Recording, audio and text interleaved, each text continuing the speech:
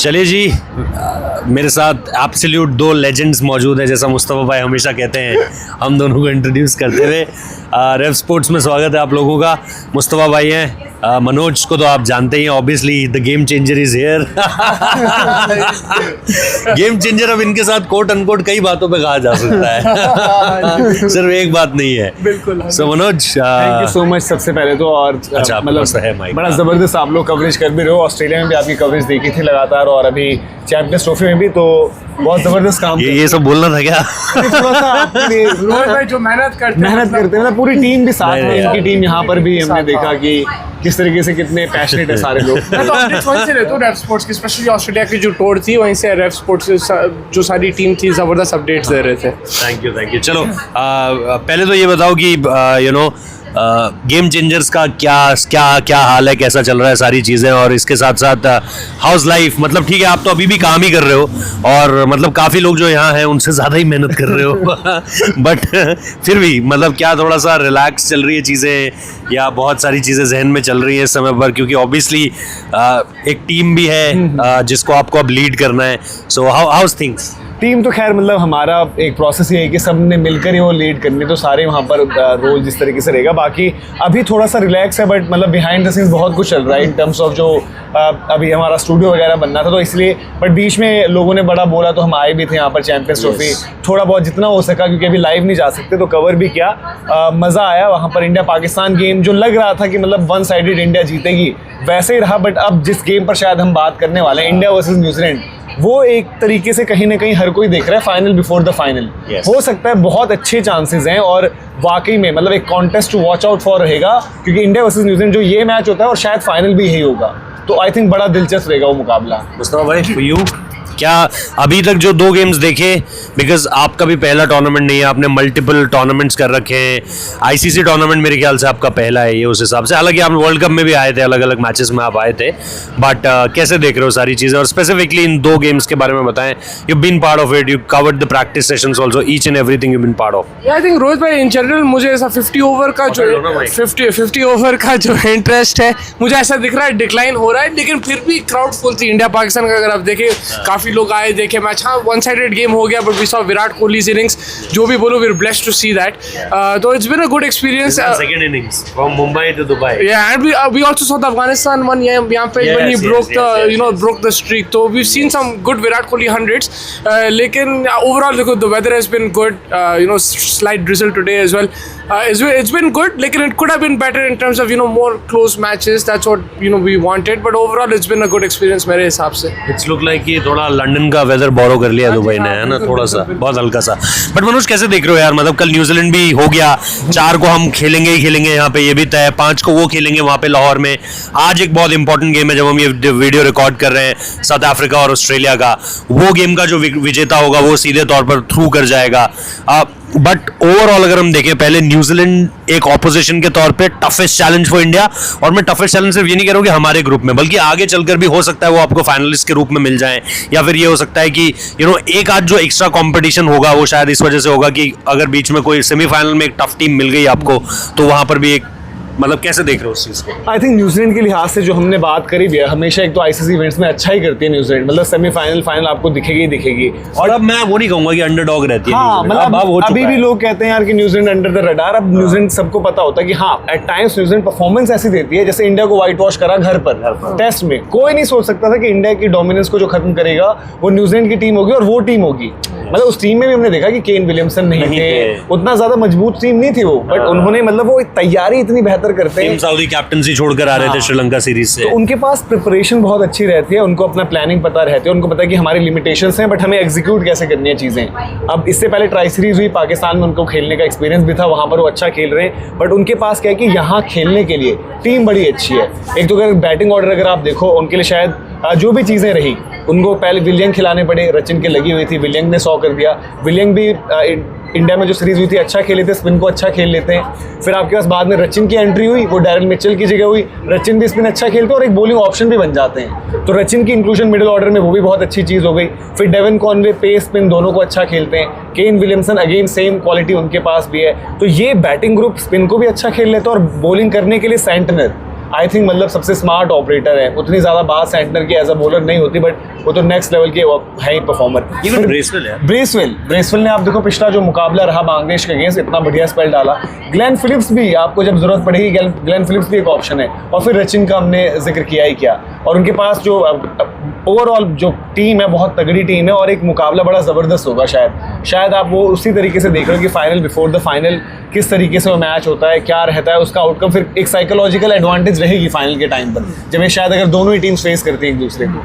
But Mustafa भाई, India point of view से अगर देखें, do you want to see any kind of changes? मतलब आपको कुछ लग रहा है शमी भाई थोड़ा सा एंकल का प्रॉब्लम हुआ, या हर्षित राणा को लेकर के, या कल परसों हमने देखा कि केएल राहुल से ऊपर हार्दिक को भेज दिया। चलो मतलब कभी कभी चीज़ें सेंस बनाती है, but do you think that बहुत ज़्यादा हो रहा है? हर मैच में कुछ ना कुछ ऊपर नीचे होता हुआ दिखता है। How do you see that? No, I think उतना ज़रूरत नहीं है चेंजेस के लिए, मगर मैं अर्शदीप को देखना चाहता हूँ। जैसा हम लोग ये डिस्कस कर रहे थे कि भाई वो डेथ ओवर्स में बहुत अच्छा बॉलिंग करता, बिग मैच प्रेशर सिचुएशन में इंडिया पाकिस्तान मैचेस भी खेल चुका है, वो वर्ल्ड कप फाइनल भी खेल चुका है T20 वाला। तो मुझे ऐसा लगता है कि Arshdeep can handle the pressure, because अभी देखो ये जो 2 गेम्स से वार्म अप गेम्स नहीं थे, बस ग्रुप स्टेज गेम्स से।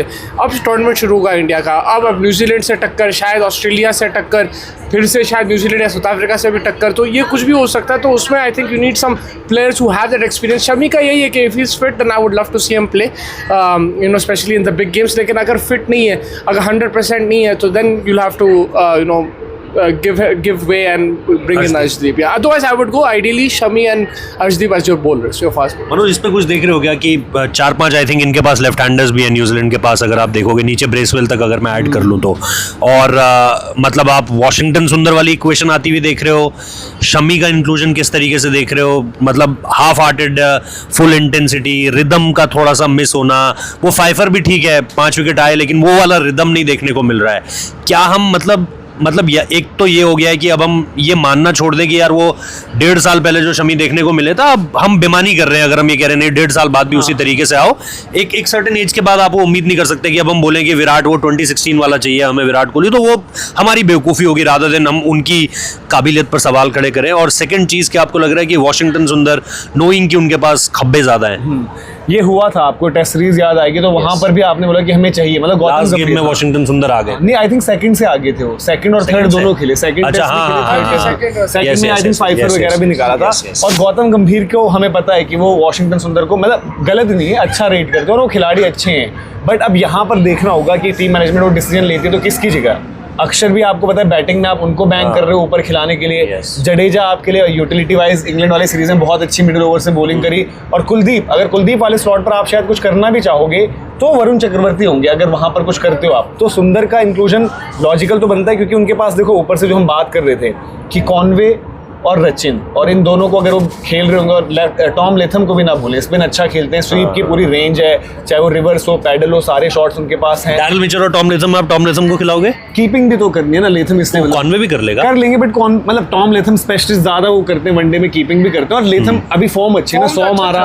बट मिचेल का भी यार इंडिया के अगेंस्ट अगर आप देखो रिकॉर्ड अच्छा है। देखो उन्होंने बांग्लादेश वाले मैच में डैरिल मिचेल को जो बाहर किया अभी, और डैरिल मिचेल की जगह रचिन को लेकर आए, तो शायद 2 वजह हो सकते हैं कि मिचेल की बॉलिंग तो आपने हार्डली अब कभी कभार देखी है यूज होते हुए, रचिन यहाँ पर काम आ सकते हैं, मतलब यहाँ पर मिचेल को आजकल पहले बॉलिंग दे रहे थे, अगर आप देखोगे वो ऐसा मेरे हिसाब से रचिन रविंद्रा के साथ अगर आप कंपेयर करोगे तो कंडीशंस है ना यहाँ, हाँ कंडीशंस है, यहाँ की कंडीशन है। आप यहाँ पर चाहोगे कि स्पिन का ऑप्शन अगर हमारे पास है अच्छा, और रचिन को यहाँ पर क्या करना है, एरिया हिट करना है बस, ऐसा नहीं है कि जी वो क्या आपके पास हाथ में वो 8 है या नहीं है, स्पिन या मल्टीपल वेरिएशंस हैं या नहीं, यहाँ पर बस आपको हिट करनी है अच्छी। वो थर्ड ऑप्शन होगा ना ब्रेसवेल और फिलिप्स के बाद रचिन भी है, और फिर ये भी है कि भाई रचिन ने भी तो 100 लगा दिया, अब आप मिचेल को कहाँ पर, वो तो पैकिंग ऑर्डर में पहले ही थे until वो इंजरी आई, और विलियम ने अच्छी स्टार्ट दे दी एज एन ओपनर। और फिर जो हम कह रहे हैं कि ये 3 नाम, एवन कॉनवे, रचिन रविंद्रा और फिर टॉम लेथम, ये 3 वर्सेस अगर अक्षर जडेजा रहते तो कैसे वो अक्षर जडेजा को थोड़ा हार्डवर्क और करना पड़ेगा इनको निकालने के लिए, क्योंकि लेफ्टीज ये हैं, फिर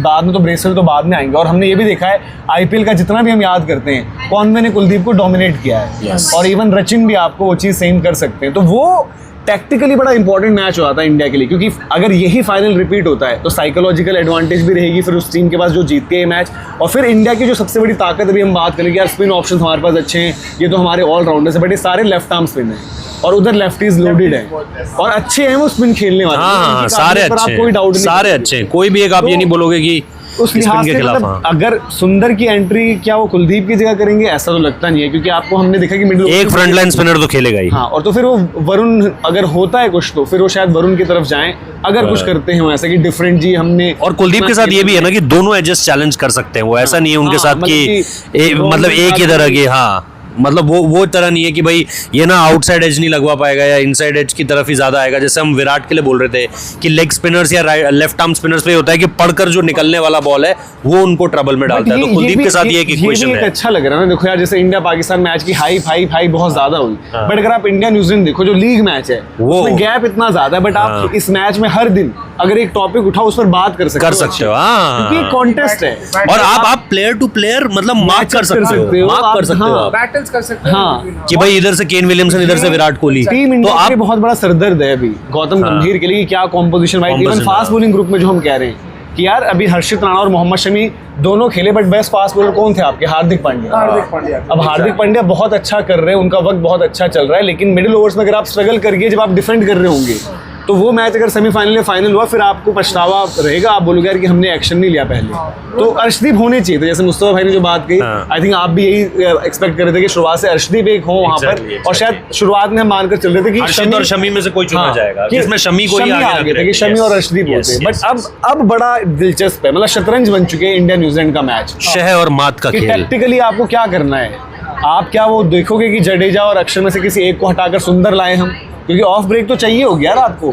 आप वेरिएशन वाइज अगर पाकिस्तान वाला मैच देखो तो पाकिस्तान में गेम सेंस नहीं है, इमाम और सौद एक साथ खेल रहे थे, वक्त स्पिनर टाइप आ गया था, वो अक्षर पर रनआउट ही हो गए, मतलब बॉल शायद कुलदीप ने डाली थी वो मेरे ख्याल से, है ना, कुलदीप आए थे, वो थोड़ा सा कदमों का इस्तेमाल करना चाह रहे थे इमाम, बट वो रनआउट होकर चले गए, उन्होंने वो एडवांटेज ही खत्म कर दी कि वो लेफ्टीज हैं, आप कैसे वो बिल्कुल ही बिग और पता नहीं वो शायद उनके ऊपर कुलदीप का फेयर था कि भाई ये तो हमें हमेशा हमारे खिलाफ विकेट लेता है, तो मैं स्ट्राइक रोटेट करके उस तरफ चला जाता हूँ, न जाने क्या मसला था, पर मसला यही था।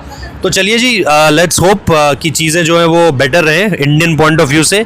आप जा रहे हैं वापस आज? मैं आज वापस जा रहा हूँ, तो आज अब आपके हवाले चैंपियंस ट्रॉफी के। अरे हमारे क्या हवाले, आपको जो ट्रॉफी के साथ ही वापस आना। मैं ट्रॉफी के साथ कभी नहीं आता हूँ। मैं एक चीज बोलूंगा एंड में कि इंडिया को ये पॉजिटिव है रोहित भाई कि यू नो उन लोग चेस करें, यहाँ पे बैट फर्स्ट कंडीशंस है जो हम देखे पहले 2 मैचेस में, तो चेस करें, तो अगर आप बैटिंग फर्स्ट करें I think they should do well defending also, because wicket slow हो रही है सेकंड इनिंग्स में और ड्यू नहीं है। आपको माइक पकड़ना सीखना है, लेकिन कि माइक पकड़ लेना चाहिए। अच्छा वैसा बट हर कोई ये भी कह रहा है ना, मतलब जैसे रोहित शर्मा ने भी उस दिन भी बात कही और नॉर्मली भी कही कि बाद में बेहतर हो जाती है बैटिंग अंडर द लाइट, वो कह रहे हैं कि स्लो जरूर हो रहा है बट बेहतर भी हो रही है, ऐसा उनका मानना है। बट हमें जो बाहर से देखकर लगा कि हर कोई बल्लेबाज नहीं चल पाएगा यहाँ पर बाद में चेज करके, उसमें आपको चाहिए शायद जो कोई एक चाहिए आपको जो टिका रहे, हाँ सेट बैटर चाहिए, एक सेट बैटर। अगर कोई आस्किंग रेट जिसमें ऊपर आया मसला हो जाएगा, उसमें शायद मसला हो सकता है। तो चलिए देखते हैं चीज़ें किस तरीके से आगे बढ़ती हैं और मतलब यहाँ से इंडिया किस तरीके से जो है वो ट्रॉफी लेकर निकलता है। बाकी मनोज को ऑल द बेस्ट उनके नए वेंचर के लिए और सभी लोगों को शुभकामनाएं। मुस्तफा भाई को चेजिंग द टारगेट के लिए बहुत बहुत शुभकामनाएं। वहाँ पर भी हम लोगों ने कल एक अच्छा प्रीव्यू किया है, मतलब ठीक है वो डिस्कस हम न्यूजीलैंड की विक्ट्री पर कर रहे थे, पर उसमें हमने काफ़ी सारी चीज़ों पर जो है वो बात की है। तो चेजिंग द टारगेट को भी देखिए और बाकी गेम चेंजर्स भी आ गया है उसको भी देखिए, और बाकी हम तो पहले से हैं ही, हमें भी देखिए। चलिए, thank you so much. Thank you.